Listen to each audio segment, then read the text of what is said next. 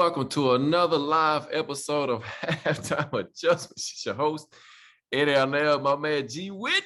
Tighten up, baby. Tighten and up. Also my man J Lou, and a little bit of J Lou on the set. Tighten up, baby. What's going on, fellas? What's going on? Just another week of Halftime Adjustments, week 2 of our schedule review of the Titans 2022 campaign. Now, we talked about last week, guys, that they got to get out to a faster start this season coming up, and mentioned about Vrabel and his take on the camp this year. Would he do anything different? Because these next four games are gonna be tough. G Witt, man, this whole, me, I'm the eternal pessimist. So all of these games are going to be rough, man. I'm just. Because, we got the Commanders next, and then, we got Indianapolis again, then we go to Houston. Everybody's making changes, man. You just don't know what to expect. That's going to be, Washington was horrible last year. Houston was horrible last year, but they made changes. Houston got Lovie Smith, so the defense is going to be tight.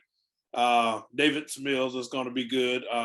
The wild card is going to be the Commanders. You don't know what's going to happen with them. Injuries really derailed their defense last year, and then the only saving grace I said we got about them is that they went from Ryan Fitzpatrick to Carson Wentz. So I don't know. You just don't know what you're gonna get out of them. That's right, you don't know. And J. Lou, man, it's funny that he would go the second year in a row that you got the Colts within short weeks of each other. It's going to be tough, a tough matchup. You get them in the first 4 weeks, you turn around and you get them in the second 4 weeks. And it's just going to be a tough stay for those Titans to go up against those Colts. It's pretty much a rebuilt team with Matt Ryan at the helm. Yeah, you look at the schedule, I believe you got, 3 division games gone in the first 6 weeks or so, 8 weeks. And then, I guess the silver lining is if you look at the previous years, at least your last 3 are against, you would think, the bottom dwellers in the AFC. But again, it goes to show why those games are going to be important at Indy. As we mentioned last week, you're hoping to come 2-2 out of the first 4, which one of them being the win at Indy. You'd love to sweep them again, given what you got. Because again, if you can win 6 games in the division, I feel like if you can win 6 games in the division, you just got to find 4 more and that can get you in the playoffs. Right. When you look at the schedule. So, but yeah, it's very, very going to be very tough. Again, the NFL did us no favors getting the best AFC South matchup out of the way in the first 7 weeks. I don't know what we've done to the schedule makers to do that back-to-back weeks. And then when you look later in the year, I don't know if we're going to talk about that as weeks, but the same thing kind of happens with Jacksonville when we get them almost on a back-to-backer. So it's crazy that, 17 weeks in the season and it's only 6 games and they can't find a way to squeeze them in. But definitely, I'm looking forward to seeing what we got to talk about for this second quarter of the season. Yeah, and you kind of already mentioned it, and Travis White, man, we appreciate you joining us tonight. He had said he hadn't been on lately, but he's here tonight. So, man, appreciate you supporting the show. Get your comments and questions in, everybody, as we go throughout the show tonight. And so, like you guys already said, week 5 coming in with the Washington Commanders, right? And so we got a familiar foe there with Carson Wentz. We faced him last year. We know what happened with him in Indianapolis. Didn't work out too well. Looking at their offense, they were 21st overall, 21st with the pass, and 12th with the rush. So, Antonio Gibson, a good running back out of the University of Memphis, had over 1,000 yards. And, of course, they had Terry Coffin, had 77 catches for 1,053 yards. And if that name sounds familiar, Jay Lewis, because he had the same agent as A.J. Brown and Deebo Samuel, so they had that same drama, but he ended up staying with the Commanders, getting that worked out. And, they got some interesting weapons on offense. If Carson Wentz, which, to me, he's going to be hard beating out Taylor Heinicke. He had over 3,000 yards passing last season. Thought he did a pretty good job leading that team. But you got Curtis Samuel. They drafted Jahan Dotson from Penn State, a speedster in the slot.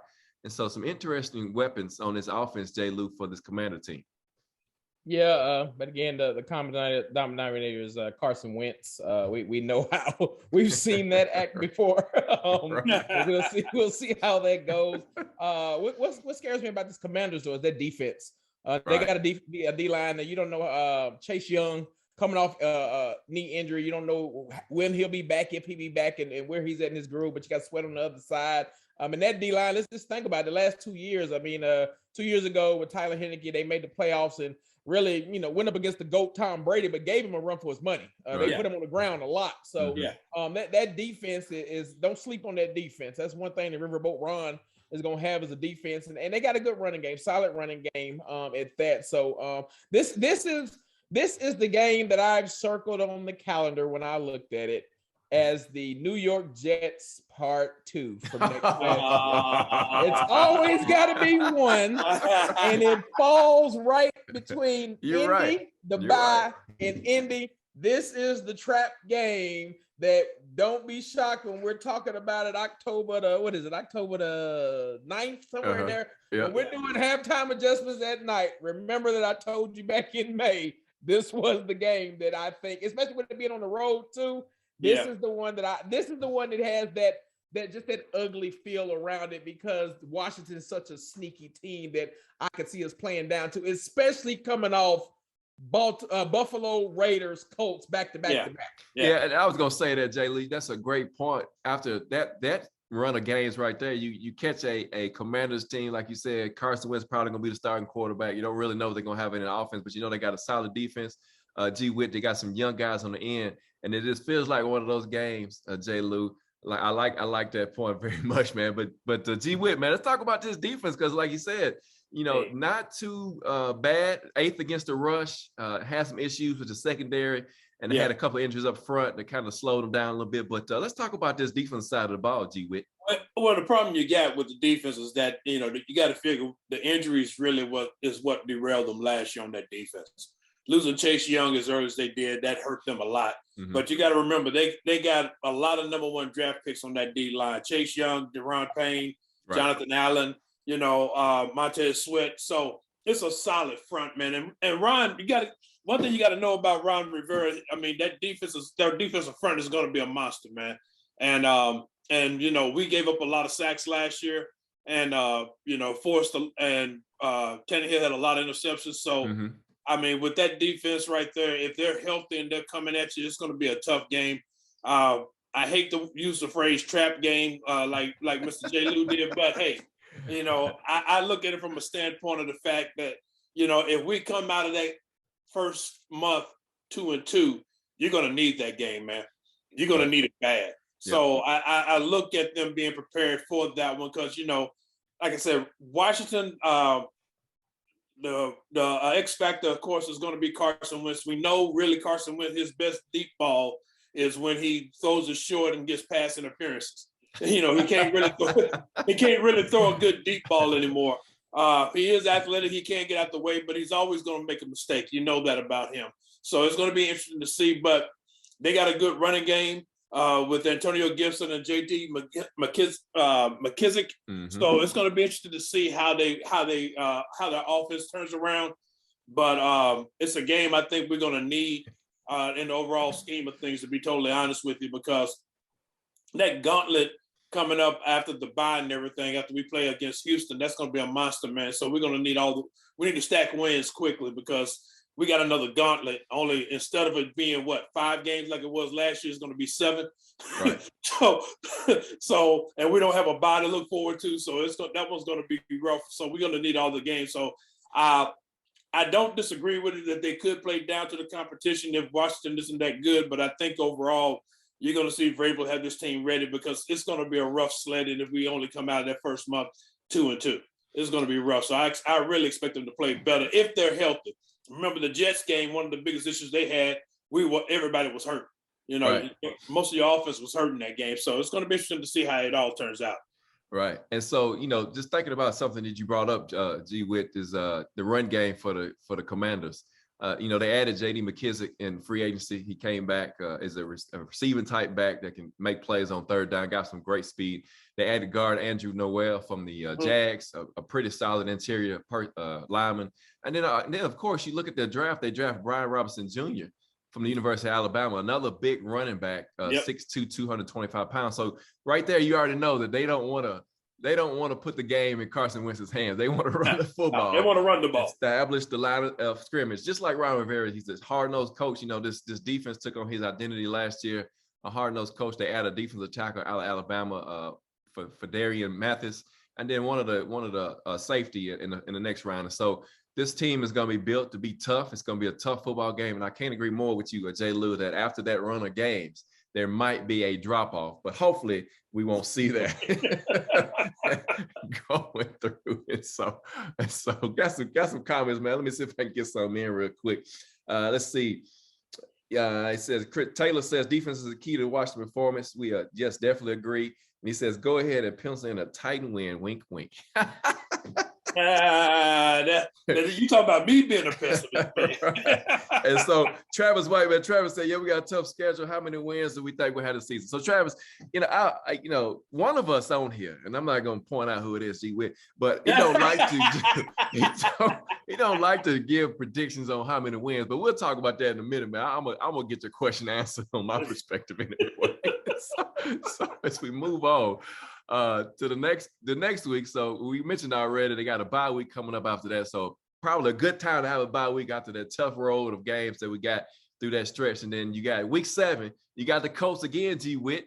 And so, we talked about them last week. Matt Ryan, Jonathan Taylor, those guys are back. Michael Pittman Jr., Alec Pierce, the receiver out of Cincinnati, another Jordy Nelson, if you will, 4'4" guy, 6'3", 210. Really added depth to the offensive line, the defensive line, and it's the Colts. It's the rival. And what did the owner say last week, Jay Luke? What did he say? He basically, to clean it up, he said he wants to beat the Titans. That's the clean version. That's his main goal. He had everybody in the organization meeting, and their whole offseason is built around two-tone blue. And you can tell by the way they drafted and the players they picked up in free agency. It's all about making sure they can beat us. And again, they got Frank Reich's got these 2 games circled, because I think if he don't win both of them, he better win one. He doesn't want to see a sweep again, but it's going to be tough, man. I mean, the Colts are always tough. Right. And as far as my concern, as far as the division is concerned, that's the one team I always want to beat, because we've had so many years with them just waxing us, doing the Jeff Fisher years and the Munchak years and all of that, man. They always pencil us in as a win. Now that the tables have turned, they're giving us they want to give us a hard time, since we've been winning the past couple of years. But the thing is going to be a lot of it's going for us is going to depend on the pass rush getting to Matt Ryan. Frank Reich is going to try to get the ball out early and everything, but the one thing about it, if that pass rush can get to Matt Ryan, we all know that Matt Ryan, especially in tight games, when it gets down to fourth quarter and everything, he overextends himself in trying to win the game and generally makes a mistake. So you got an opportunity. We just got to be able offensively to be able to manage the clock, run the ball well, not make any turnovers, and let our defense do its job, man. You're talking about what? We had the second ranked Russian defense last year. Right, that's right. Top 10 in sacks. Yeah. So Jonathan Taylor has had some good runs against us, but for the most part, we got to the point to where we could shut him down. So, and that's going to be the key. We're going to have to be able to stop that run, because I guarantee you, Matt Ryan, one of the things he's trying to make sure he does, they're going to pass the run. I can tell you that now. Even though they got a good running back, they're going to pass the run, because that's what Matt Ryan ran out of in Atlanta. So I'm pretty sure Frank Reich is going to do the same to try to make sure they loosen up that line of scrimmage, because he already knows with our rush defense, it's going to be tough sledding running the ball, even with that offensive line they got. Yeah, and they now, Jay Lou, lose that Carson Wentz, like Will says, he can't throw the deep ball, but he can make some head-scratching throws. So they lose that, right? They lose that inability to make the big play from Carson Wentz, and they add Matt Ryan, but they also get a pocket QB that's not very mobile. And so, Jay Lou, let's talk about that for a minute, man, because there's an opportunity there, even though this offensive line is pretty stout for the Colts. But I think we can match up well in the trenches. Yeah, and I think that goes to what G. Witt said. You're going to have to get Matt Ryan to want to play from behind, because if he's playing with the lead and playing ahead, I think you'll see a lot more of the short, quick passes. But if he's playing from behind and got to play catch up, he's tending to hold on to the ball maybe a little longer. And he's a statue back there. I don't know who's more mobile, Peyton Manning or him. They both slow. But it definitely, this is the game. It's at home. The Colts, we play them tough regardless, but they play us even extra tougher down here at Nissan Stadium. They do. They play us real tough here. So this is one like G Witt said, I looked at the schedule. The Colts got a few division games right before. I think they played Jacksonville that week right before us, and it's a home game for them. So I mean, they're not it's a tough game, granted, because they'll be having another division game.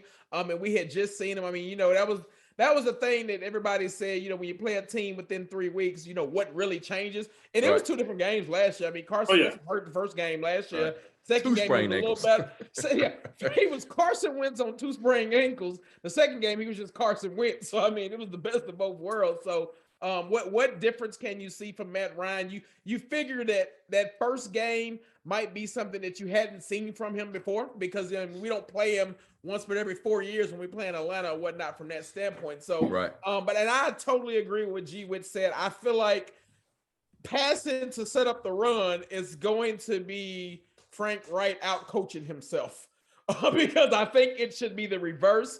But I think you're going to have a game or two in between there that he's going to get too comfortable with passing, and it's going to come back and it can bite him. Because, again, we saw it last year, and granted, injuries happen in that O-line, has some injuries, but we can attack that O-line up the middle and on the outside. I mean, they struggled with Eric Fisher at tackle last year, let him go this year, and Quentin Nelson, Big Jeff and Quentin, that's a good matchup for years. Great matchup. Right now, Big Jeff is getting the advantage on that. So, and we all know Danico has something to prove in that one. So I really think Matt Ryan being a pocket quarterback, if we could get pressure up the middle, the difference between him and Carson Wentz, at least Carson Wentz, even on 2 bad ankles, could scramble around just a little. You won't get that from Matt Ryan. So if we can get that pressure up the middle, we definitely can shut down the pass and force him to be one-dimensional. Hey, just a real quick question. Did they sign Nick Foles yet? I know they were getting ready to sign him. You still there, J. Lou? He's muted. Okay. Any day now it'll go through. It just hadn't went through yet, but he's definitely going to join the team. Yeah, so you add another piece to Frank Wright that he's familiar with, right? He's familiar with Nick Foles from the Super Bowl run with the Eagles, and so if it by chance Matt Ryan don't work out, he's got a guy that can run his system that he feels comfortable with. And Rodney Gaddis says, "Can we please not have every game as a heart attack game?" Rodney, I just don't think that's possible, because the Tennessee Titans is, as long as they've been here in the state of Tennessee and the city of Nashville, they always play to the level of competition. Always. I don't care who it is. If it's a great team like a Kansas City or a Buffalo, they're going to play their best game. Then they'll turn around and play a Houston or a Jacksonville, man, and it'll be a squeaker. One way, it'll go either way. You just don't know which way it's going to go. And so I just think that's just part of being a Titans fan, is that you got to have a good heart. Yeah. Or you got to take your medicine. One of the two. Yeah. So Taylor says the question mark out there is a secondary, particularly at corner. I can't agree more. We don't know just yet, but we got Mr. Farley. What are we gonna get out of him? And just say we don't have anybody in that second spot yet, man. Not yet. Yeah. Don't get me wrong. I know everybody's high on Mr. Farley, and Vrabel said he looks good, but you know how it is, man. You can always look good in t-shirts and shorts, man. Yeah. When the live bullets start flying, what are you gonna do then? That's my question. Yeah, Travis Wright said, Peyton and Andrew Luck killed us for years, and he wants to beat the Colts every time we play him. I can't agree more, man. Right. Carlton Ross says it's plain and simple. Beat the Colts equals division title for the Titans. That is so true. So true. So another big DeForest Buckner, he's a big run stuff and defensive tackle, can also rush the passer. It's going to be key to be able to run the football against these guys. They added Stephon Gilmore. We talked about him last week. He's not the same Stephon Gilmore that can lock you down one-on-one coverage, but he still got some juice in the tank where he can play a good zone corner, good guy to come up and make tackles. And so there's some threats back there, right? And then they added Yannick Ngakoue, who had 10 sacks with the Raiders last year. So a defense that's tough. Gus Bradley, again, defensive coordinator this year. And so we'll see, man. That's the second time we played these guys out of the first 2 portions of the schedule of the season. And it's just going to be tough, man. So then we roll into week 8 against the Houston Texans. And like we mentioned earlier, you got a new head coach, Lovie Smith. He did coach the defense last year. They had a pretty interesting draft, fellas. They took their first pick overall, which, he was arguably the best player in this draft, arguably. I think 2 years ago, he's probably the better because of injuries have caught it with him. But Derek Stingley Jr., defensive back, out of LSU, and they turn around and pick up Kenyon Green, guard center out of Mississippi State, a guy that can really play football. Jalen Pitre, safety. And then John Mechie adds a receiver to go with Brandon Cooks. And so there's a pretty interesting offense for the Texans right there. You know, Davis Mills, we talked about him last week, how Tim Kelly had developed him into a pretty good passer. Didn't have a lot to work with, but they've added some pieces, G-Wit, to this offense that can make you, kind of wonder if they're going to compete for this division. Oh, well, and you didn't mention about the running game. They added Marlon Mack, and they still got Rex Burkhead. So, they're definitely coming with the power on the run and everything. So that's going to be the thing that we're going to have to fight against with them. Lovie Smith is going to want to run the ball. He's a defensive coach. He's going to want to run the ball first. So he'll let them pass. And I'm sure he's probably learned his lesson from when he was with Chicago, but he's going to definitely try to run the ball. So it's going to be important that we stop the run. Defensively, they're going to be a lot better. Let's just be real about it. With Lovie Smith running that defense, they were better last year. It just took a while with the talent that he had for them to get in the groove, but they ended up being a lot better. Same thing with us. I mean, playing against them, their offense is going to be slightly better. Their defense is going to be slightly better. I don't expect either one of the games against them to be a cakewalk or anything like that. I mean, the first game we gave away, and we tried to give away the second game when they took the foot off the gas and everything. Right. So, you got to understand with this team, it's a division game. They know us. The players know us, although they don't have that many players on that team that's played against us before. But, Marlon Mack, Rex Burkhead, they're both good running backs. And Davis Mills did a great job last year. Good enough to where, again, your boy, I never understood this guy, man. Every time he gets on the team, he ends up giving up the spot to a rookie right behind him. The quarterback they started with last year, man, it's just amazing. Tyrod Taylor. Yeah, Tyrod Taylor. Yeah. And, I mean, everywhere he goes, he ends up giving his spot up to a rookie. So, and that's what happened with Davis Mills, and he's a smart quarterback out of Stanford. So it's going to be interesting. I'm not going to say this is a cakewalk, man. Even though they weren't that good last year, they beat us once, and then we barely beat them there. So, Ryan Tannehill had to make probably his best play of the whole season against Houston. So it's going to be interesting to see how we play against this team coming up this year. It's going to be a tight game. Yeah, and J. Lou, they got some pretty interesting pieces on defense. Of course, it's going to be they run a 4-3, and Lovie Smith, you know anything about Lovie Smith, he's a Tampa 2 guy to heart, and so you already know they're going to play a lot of cover 2, sit in the corners, shallow, jumping them back in the curve coverage some, and really attacking and forcing the quarterback to make a read and throw the football in the tight spots. And so, Jonathan Grenard, he was a good player for them off the edge last year. Malik Collins and Blacklock in the interior. Then they pick up Christian Kirksey and Gruger Hill in free agency. Not a bad looking defense, J. Lou, for these Houston Texans this year. Yeah, not bad at all. They were serviceable last year. Now, I will say you probably can run on them. Their best defensive player in their plays for the Titans. I think that's arguably can be said at Mr. Cunningham. Mills looked great last year. I want to see if they repeat. I want to see if he was a product of Tim Kelly, or if he really has that service. So I mean that'll be something to see. Because again, if there's anything we know about Houston, they're all in on him right now because they didn't draft a quarterback.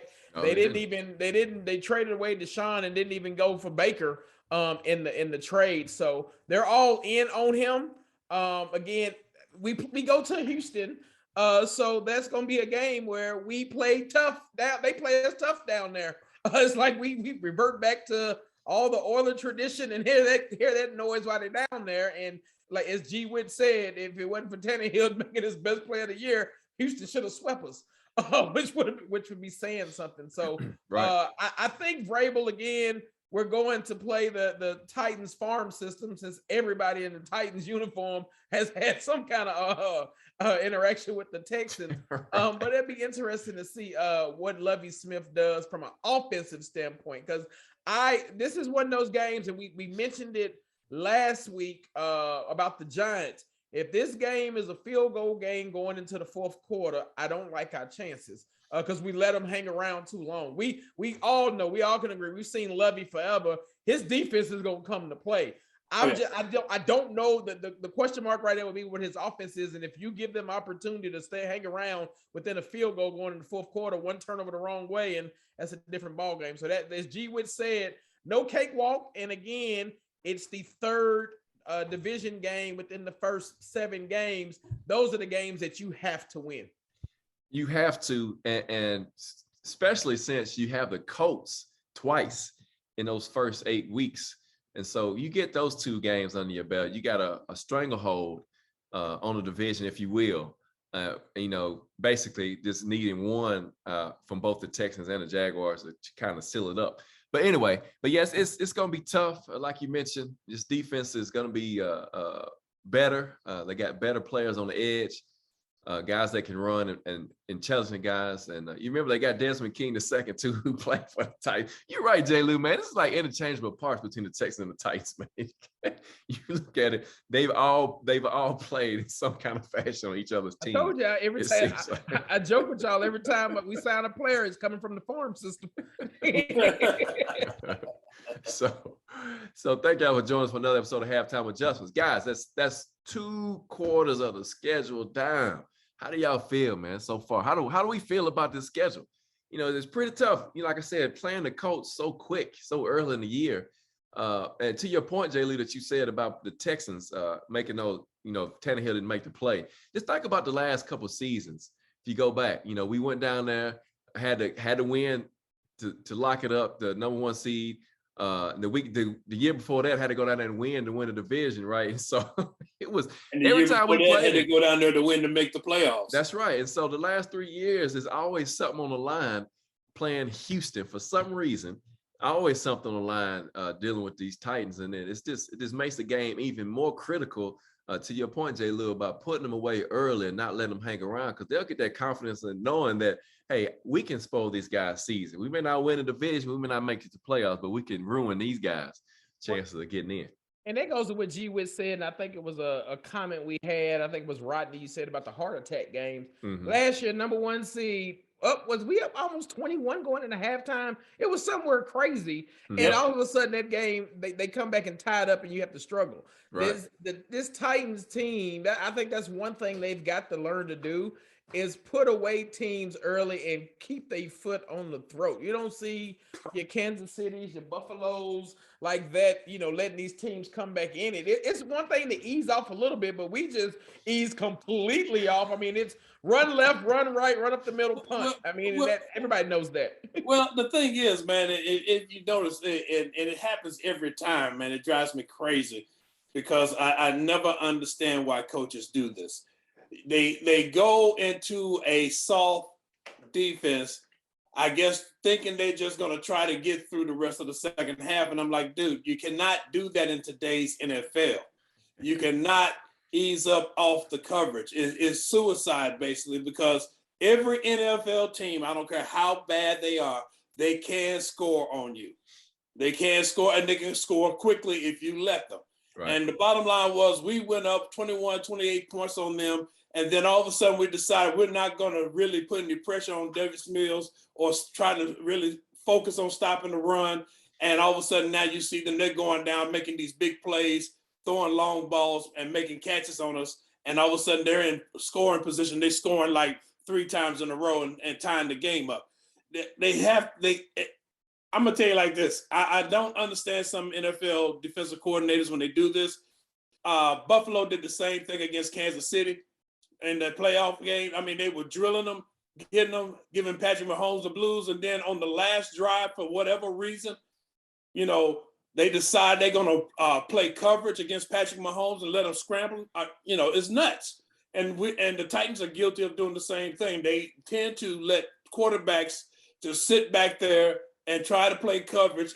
And I'm not going to bring it up because I've seen it too many times before, but they have got to learn to keep the pressure on regardless. Yeah. This thing, you mentioned that game with the Buffalo and Kansas City. I'm just thinking about that game and how Kansas City had to go down. What was 13 seconds left in the game? 30 seconds. 13 seconds. Yeah, 13 seconds left when they had the last possession. Right. And, like you mentioned, they drop everybody off and they run a screen and they got all these blockers, and Kelsey gets, and they get down and gets down real quick. And so it's like, yeah. So anyway, but yeah, they've got to make sure they keep their foot on the gas and continue to press. But yeah, Brandon Cooks is still with Houston. Like I said, he's paired up with John Mechie now, so he's got Davis Mills has got some weapons around him. If Somewhat. Mechie is healthy. Yeah, if Mechie is healthy, got a pair of receivers that can really create some havoc. They added some youth to this defense. Christian Harris, linebacker out of Alabama. The direction for this defense got to be up because they were last in just about every statistical category last year. 31st overall, 23 pass, 31st rush, and 27th in scoring. Same for the offense. And so you would think this year, we'll see what happens. Lovie Smith, like I say, he's a defensive minded guy, but he knows the key to playing solid defense. You got to be able to score and move the ball and eat the clock up and play solid offense and run the football. And so, tough first 8 weeks, gents, with the bye early this year, not at week 13 like last season. That's going to be different. All the injuries that plagued this football team last season, couldn't wait to get to week 13. This year, it might come in at the right spot because of the road that we have in those first 3 or 4 games there, Jay Lou. Yeah, I again, selfishly, I wish it was like 2 weeks later. I'd take 8. But 6 is better than 13 or 14 because no matter how much anybody says you want to get to the bye and then refresh and recharge, it's probably hard to recharge when you drain to 0 in week 13. So I mean, and at least with this week 6 bye, I believe you got at least 2 more mini buys built in because you got a couple Thursday nighters afterwards. So that gives you about 10 days between there, which those Thursday, first time they had 2 Thursday nighters. I'm not going to bring that up. That's kind of weird. Same thing with Dallas. I didn't realize Dallas, if you look at their schedule, they never play a Thursday night game except Thanksgiving. And this year they'll play 2 of them. So, but you kind of got those mini buys in outside of the playoff game. Vrabel has a phenomenal record getting this team together after buys or mini buys. So you hope that they just do things from a rest standpoint there. Because again, we'll have to go. We talked about it. This first 7 games, 5-2 is phenomenal. 4-3, I think you'll live with that because of what you got coming up on the murderous row of quarterbacks that you'll have to go through. And again, it gives this defense a good test. Our defense is. I think you're seeing why we spent the money we spent on Landry and why they're so set on building up this defense is because we got some teams and some quarterbacks where we just gonna go punch you in the mouth. And if we can just rush the quarterback with 4 and occasionally blitz, I'm not talking about not falling off and not blitzing at all, but occasionally blitz but get pressure with 4. I like the chances because a good pass rush helps your back end all the time tenfold. Yeah. And while we sit and wait and see what we do with that second corner spot, nobody have to worry about that corner spot if we get after the quarterback. So I think this is a good test to get the defense where we need to go and go from there. But yeah, the bye week, I think, like you said, now the bye week could also come at a time where you might see a change depending on how those first 5 games go. Right. We talked about that last week. Right? If we see a change, then the season don't look too good. That's all I'm going to say. Yeah. Titan fans who want to see Malik, I want to see Malik in 2023. I think he just still needs a season to learn, especially given where he come from. But if we're seeing him in week 7, then that's not good. It's not good. Yeah. Taylor says the X factor will be how healthy the Titans are, and especially if 22 returns to form as expected. So, you look at, this is kind of a preview of next week's show. You look at that schedule coming up. You got Kansas City on the road. You got Denver at home. You got Green Bay on the road. And you got Cincinnati at home. And so, man, I mean, the gunslingers are coming. Is that, and if I'm not mistaken, that 4 is a Sunday night, Sunday afternoon, Thursday night, Sunday, if I'm not mistaken. Yeah. And so, you gotta, if the secondary is having problems by that week, man, you might as well get ready to get work on the 2023 draft. It's gonna be rough, man. I'm telling you, because the only thing I'm hanging my hat on this year, man, is the fact that what we saw last year was the defense improve as the season went on. And that's really what I'm hanging my hat on. They now have a standard that they're going to try to uphold because you end the season where you take arguably one of the top offenses in the league and you hold them to field goals for most of the game.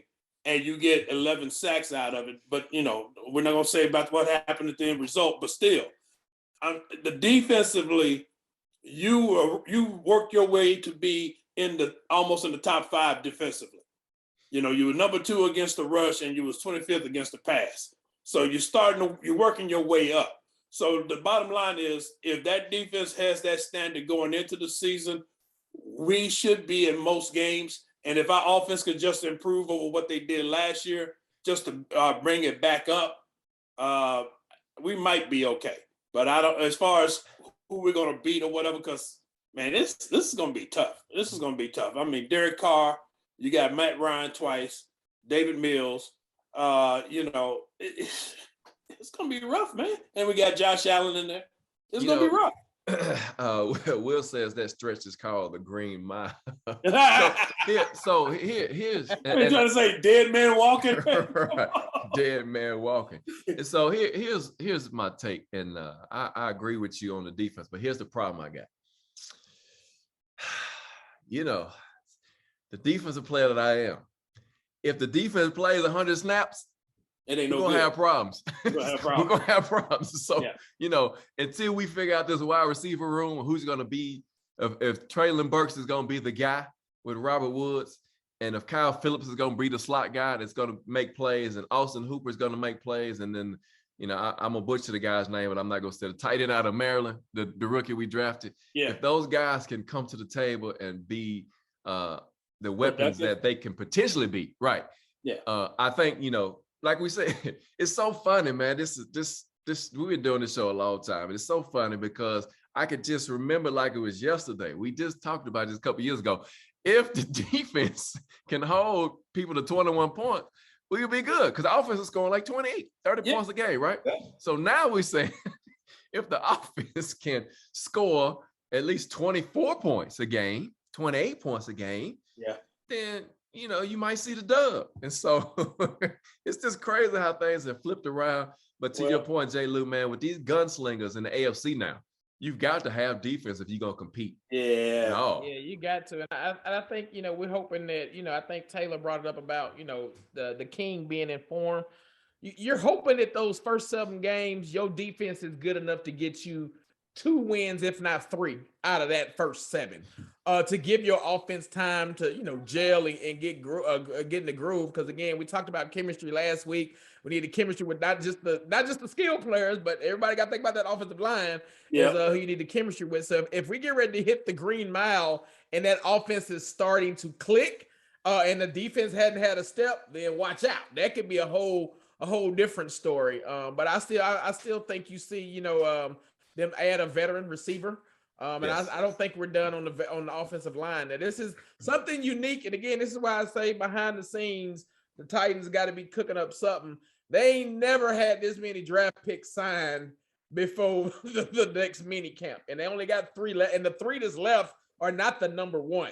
No, number 1's done. So they're making some moves to have some money freed up.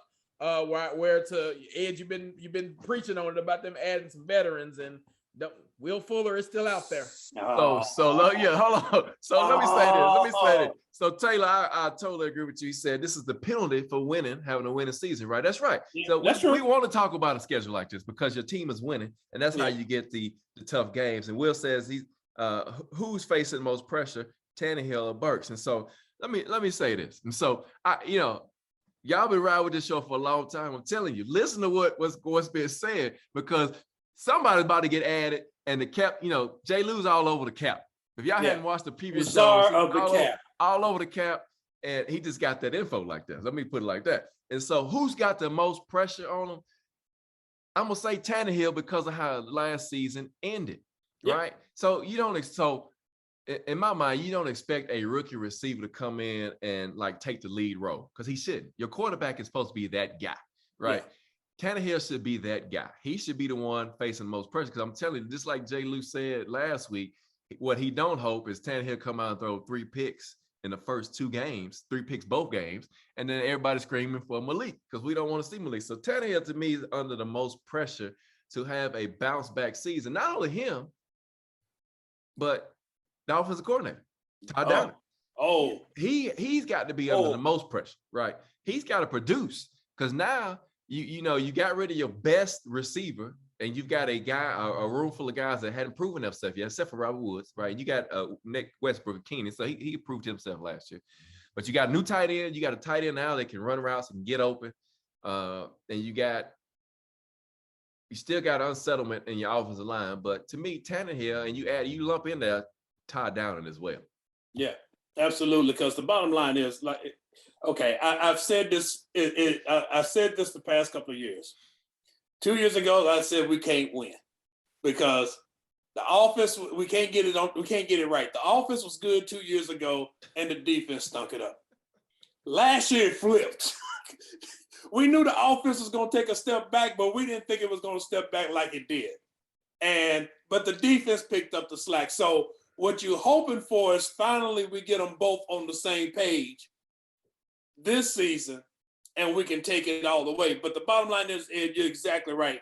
Tannehill is under the most pressure, and the thing Tannehill has to do more than anything else, and I think that's one of the reasons why they brought in Kelly to help with the passing game, is to make sure that he's not overly pressing, trying to make things happen when you don't need to. Same thing with Todd Downing. Todd Downing has got to get out of his head the analytics and start developing and have a feel for the game and making better play calls. He'll get on the road, then he'll make one stupid play call that don't need you. Your offense is flowing, then you're gonna throw in a trick play. Dude, don't throw in a trick play when your offense is working. You ain't got to.